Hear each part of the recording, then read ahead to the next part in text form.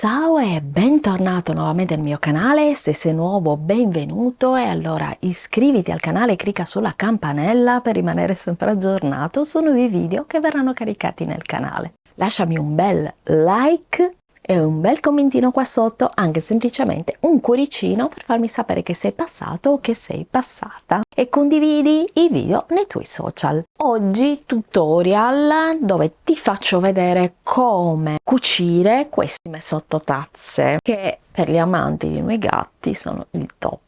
La stoffa che ho utilizzato è la stoffa di Giola Tessuti. Ti lascio il link di giolatessuti.it per andare a comprarlo. Dai un'occhiata anche al sito perché vende veramente stoffe troppo carine. A seconda della stoffa che utilizzerai, ovviamente potrà essere utilizzato come un regalo di Pasqua, un regalo per un compleanno, adatto a quella persona, quindi super personalizzato. Quindi se sappiamo che quella persona per esempio adora quel colore, lo facciamo di quel colore. Adora i gatti, lo facciamo con tessuto con i gatti. Adora altri tipi di colore, utilizziamo quel tipo di colore, e possiamo sbizzarrirci davvero con tante personalizzazioni, con pizzi, passamanerie varie. Possiamo anche eliminare la passamaneria con i pompon, aggiungere un altro tipo di passamaneria. Insomma, possiamo veramente sbizzarrirci. Ricorda che se farai questo tutorial, mandami le foto, perché io sono sempre super curiosa di vedere le tue creazioni. Ti lascio al tutorial, ti mando un grande bacio sartoriale, ma soprattutto terapeutico, perché il cucito è anche terapia. Ciao e al prossimo video! Per il nostro progetto ci servirà un filo in tinta, della stoffa. In questo caso io ho utilizzato questa bellissima stoffa con i gattini di Giola, i tessuti delle meraviglie, i pesetti, una matita, dei pompon che io adoro di questo colore perché è un rosa antico molto bello, che mi è arrivato da poco, ho ordinato online, e poi un avanzo di tessuto trapuntato.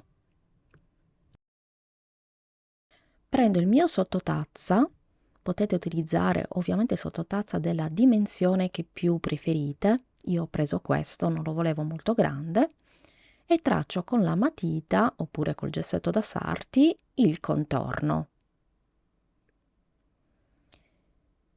Ecco qua, ho segnato il contorno e adesso mi segno 1 centimetro di margine. Taglio tutto con le mie nuove forbici che mi piacciono tantissimo, che sono di una nota marca, che mi sono autoregalata. Trovate giù il link per poterle acquistare su Amazon se le volete, perché sono veramente bellissime. Li avevo anche di un altro colore e ovviamente le ho dovute comprare anche rosa. Ho appuntato con gli spilli il mio cerchio sulla stoffa trapuntata, tutto bene, quindi mi fermo tutto con gli spilli, taglio tutto insieme con le forbici in modo tale da fare un passaggio unico molto più facile. Ecco qui, poi tolgo gli spilli e avrò il dritto all'interno.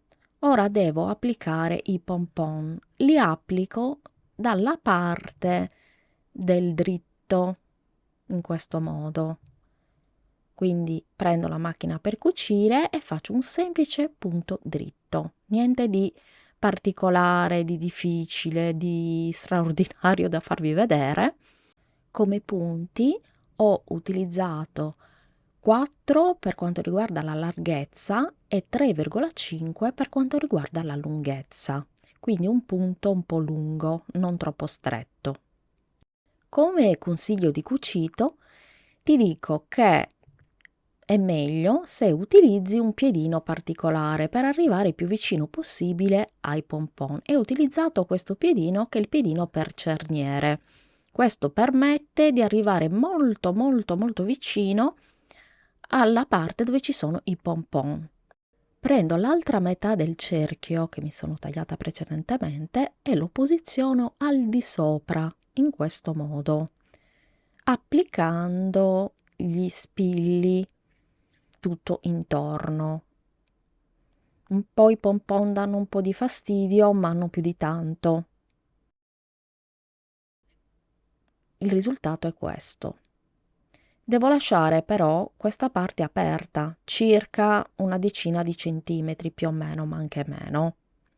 Anche 5 centimetri vanno bene. E cucio, lasciando sempre questa parte aperta, come stavamo dicendo, partendo da qui e arrivando qui, in modo tale da poterlo risvoltare al dritto. Una volta che ho cucito, devo fare questi taglietti che sono molto importanti perché essendo un tondo, una circonferenza, i taglietti mi permettono, risvoltato, di poter avere il risultato ottimale. Quindi lo risvolto al dritto tramite la parte che ho lasciato aperta. E adesso iniziamo subito a vedere quanto è carino. Iniziamo a vederlo. È veramente delizioso. Faccio dei taglietti anche nella parte che ho lasciato aperta, che adesso dovremo chiudere. Lo possiamo fare in due modi. Di tutto lo dobbiamo rimboccare verso l'interno, poi lo possiamo chiudere o a macchina oppure a mano. Io ho deciso di chiuderlo a mano, quindi prendo l'ago adatto, il filo in tinta ovviamente e inizio a cucire a mano. La chiusura a mano rispetto alla chiusura con la macchina per cucire, secondo me viene più perfetto. Prima di tutto perché cucire a mano ha un'azione sul cervello antistress. A me piace tantissimo cucire a mano, quando posso lo faccio. E poi perché comunque se dovessimo farlo con la macchina per cucire non verrebbe così bene e così perfetto. Quindi faccio dei piccoli punti invisibili e non si vedrà niente. Ed ecco come si presenterà il nostro sottobicchiere, sottotazza. Adesso possiamo fare due cose. Possiamo impunturare tutto intorno, quindi fare un punto largo per fare in modo che questa bombatura venga un po' schiacciata, oppure possiamo applicare una passamaneria come questa, ma anche di altri colori. Questa ci sta veramente bene con i colori che ho scelto, oppure un pizzettino, un po' insomma quello che preferite voi come gusti.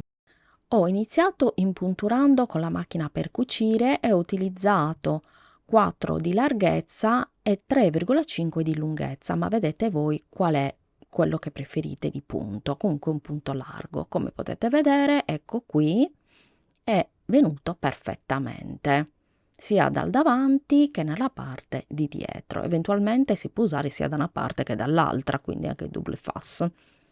Poi ho deciso di attaccare questa passamaneria e l'ho attaccata con la macchina per cucire. Ti faccio vedere come le ho decorate. Questo ad esempio l'ho decorato con questo bellissimo pizzetto sempre in tinta, quindi ho utilizzato sempre i pompon, però ho messo il pizzetto. Questo è la passamaneria come abbiamo visto prima, che possiamo utilizzare anche di un colore diverso, anche contrastante. In questo caso volevo rimanere tono su tono, e questo invece l'ho fatto molto più semplice, quindi l'ho impunturato, ho utilizzato pompon bianchi, ma non ho attaccato nessun tipo di passamaneria. Quindi è una questione di gusti, possiamo fare anche un punto decorativo. Ecco qua, io preferisco, la mia preferita è questa, con il pizzetto, e queste sono i 4 sottobicchieri che ho cucito. Spero che il video ti sia piaciuto e quindi non dimenticarti di lasciarmi un bel like e di iscriverti al canale se non l'hai ancora fatto e cliccare sulla campanella per rimanere sempre aggiornato su nuovi video che verranno caricati nel canale. Lasciami sotto un bel commentino per farmi sapere se ti è piaciuto e se lo rifarai, e noi ci vediamo al prossimo video. Buon cucito sartoriale, ma soprattutto terapeutico, perché il cucito è soprattutto terapia.